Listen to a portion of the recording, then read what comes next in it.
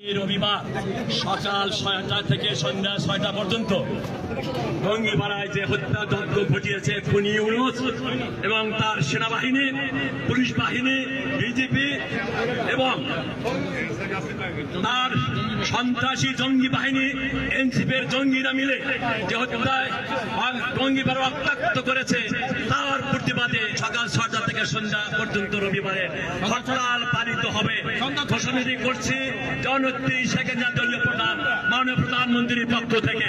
আগামী রবিবার সকাল ৬টা থেকে সন্ধ্যা ৬টা পর্যন্ত এই হরতাল পালিত হবে।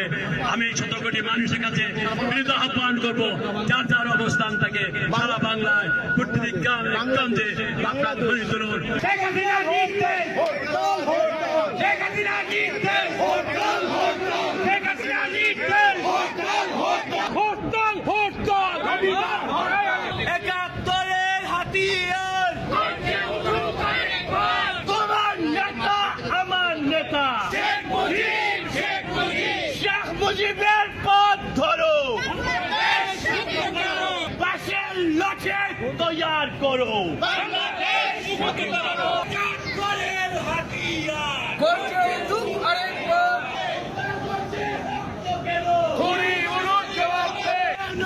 গালে গালে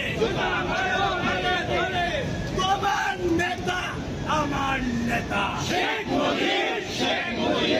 একটা মিনিট চললে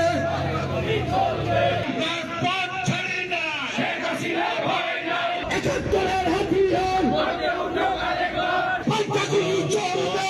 এবার গুলি চালাবে, ওয়াকার ওয়াকার সামনে দাঁড়ানো যাবে, ওয়াকার সামনে দাঁড়ানো যাবে।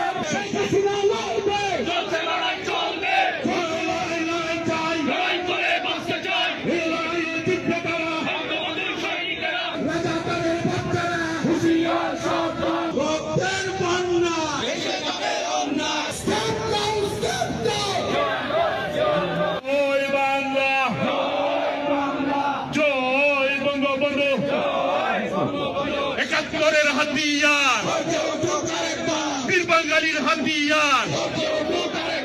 গতকালকে গোপালগঞ্জে যে ন্যাক্কারজনক ঘটনা ঘটেছে এবং সেনাবাহিনীর পোশাক পরে, পরিহিত সেনাবাহিনীর পোশাক পরে জামাতের মিছিল দিয়ে এবং জামাতের মিছিল শুরু করে তারপরে পাখির মতো গুলি করে মেরেছে গোপালগঞ্জের মানুষকে আমি ধন্যবাদ জানাই।